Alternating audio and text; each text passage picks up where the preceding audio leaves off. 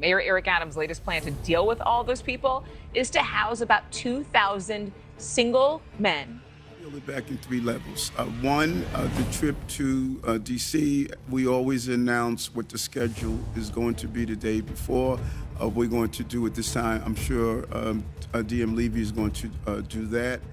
Eric Adams' proposal is to give families prepaid credit cards that they can use to buy food or supplies. Texas Governor Greg Abbott slammed the idea, calling it reprehensible.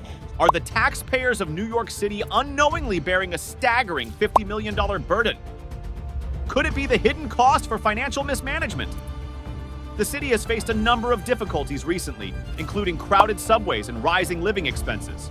However, despite all of the excitement in New York City, a lesser-known problem has surfaced. Mayor Eric Adams' questionable management of public funds.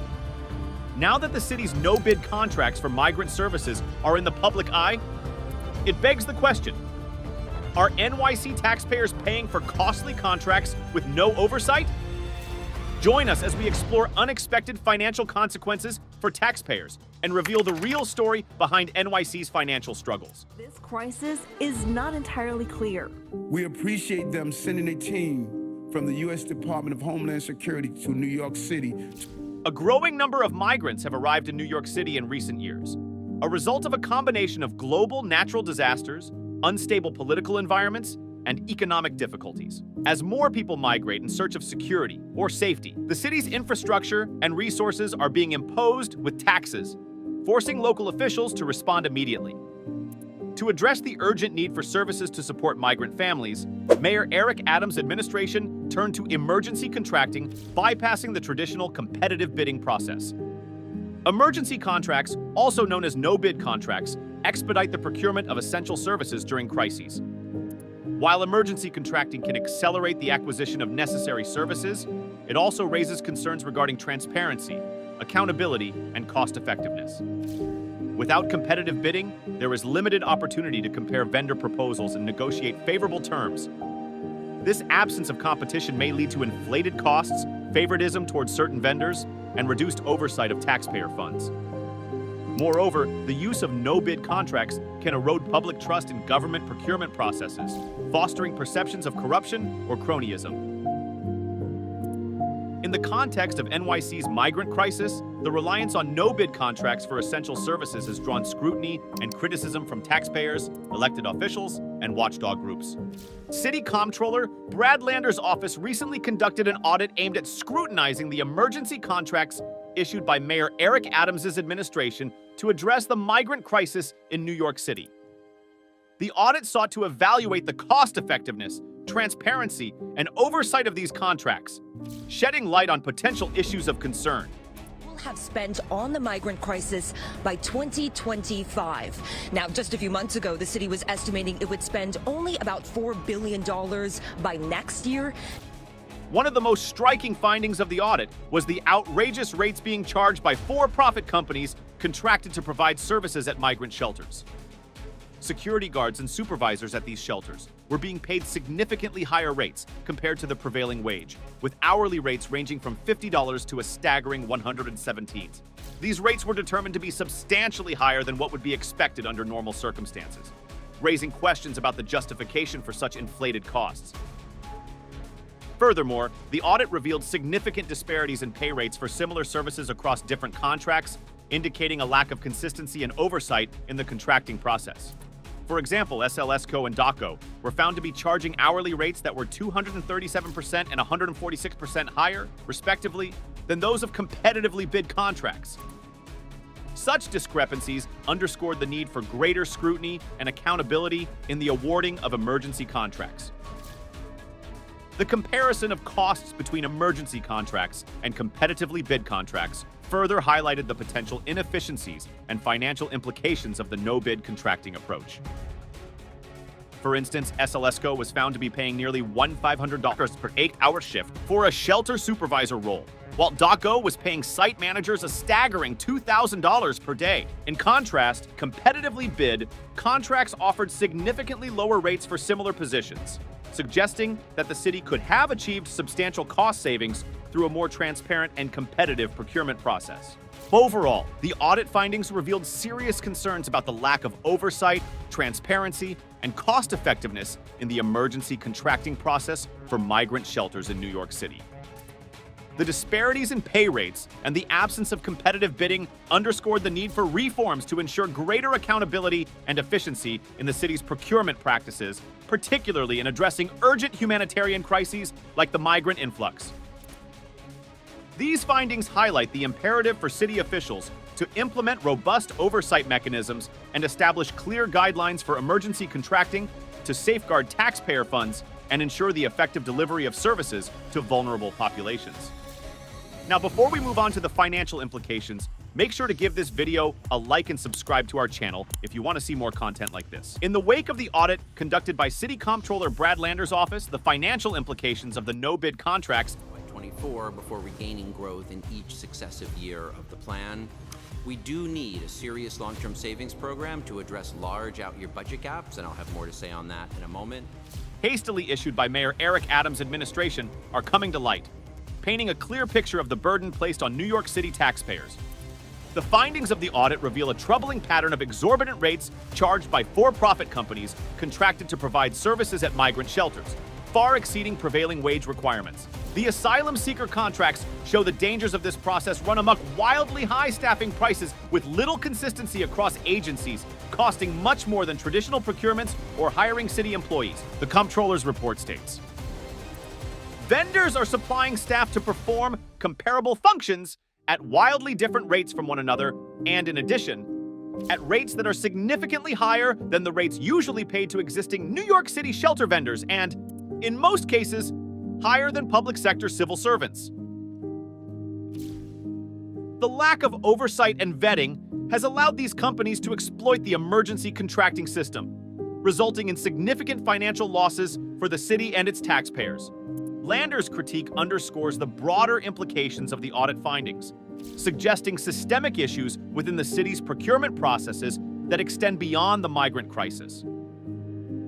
In response to the audit findings, Mayor Eric Adams' administration has defended its actions, citing the urgent need to address the migrant crisis and provide essential services to asylum seekers.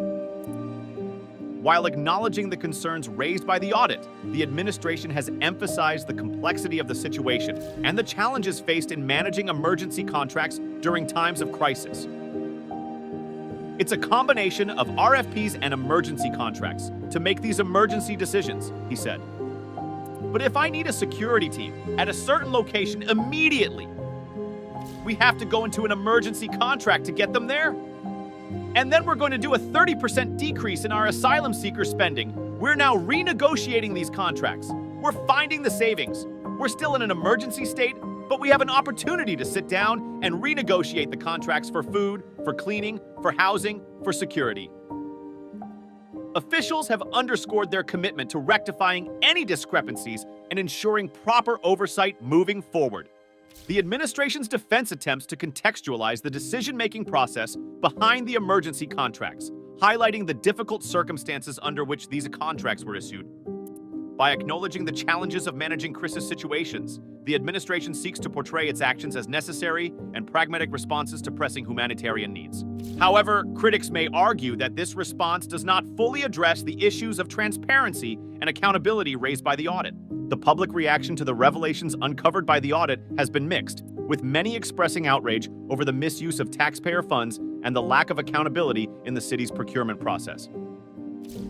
Social media platforms and public forums have been inundated with comments from concerned residents, highlighting the need for greater transparency and oversight in government spending. Some have called for further investigation into the matter, while others have expressed frustration with the perceived mismanagement of public resources.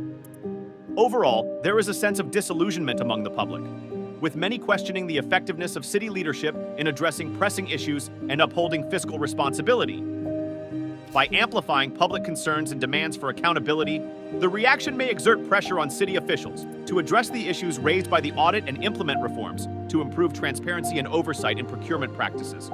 Despite the revelations brought to light by the recent audit, Mayor Eric Adams' administration is moving forward with plans to address the ongoing migrant crisis in New York City. One notable initiative is the controversial $53 million contract with a New Jersey-based company to provide prepaid debit cards to migrants. This contract has sparked significant debate and scrutiny, particularly due to its no-bid nature and potential for financial mismanagement.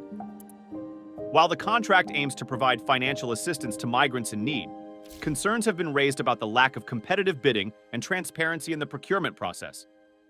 Critics argue that without proper oversight and accountability measures, there is a risk of inflated costs and misuse of taxpayer funds. Additionally, the absence of competitive bidding may limit the city's ability to secure the best possible services at the most reasonable prices.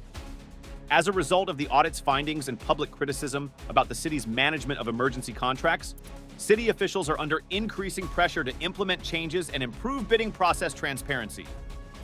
Stricter monitoring procedures for emergency contracts, a closer examination of vendor selection standards, and competitive bidding procedures to encourage more competition are a few examples of potential policy changes. Furthermore, there can be demands for the creation of precise standards for assessing vendor performance, as well as stronger guidelines for contract pricing. These changes are intended to rebuild public confidence, ensure appropriate use of taxpayer money, and enhance the effectiveness and efficiency of services offered to the city's most vulnerable residents. But it's still unclear how much of these changes will be put into effect and how they will affect contracting procedures moving forward. As the city continues to grapple with the migrant crisis and other pressing challenges, it is imperative that bidding processes are conducted with the utmost transparency, accountability, and fiscal responsibility.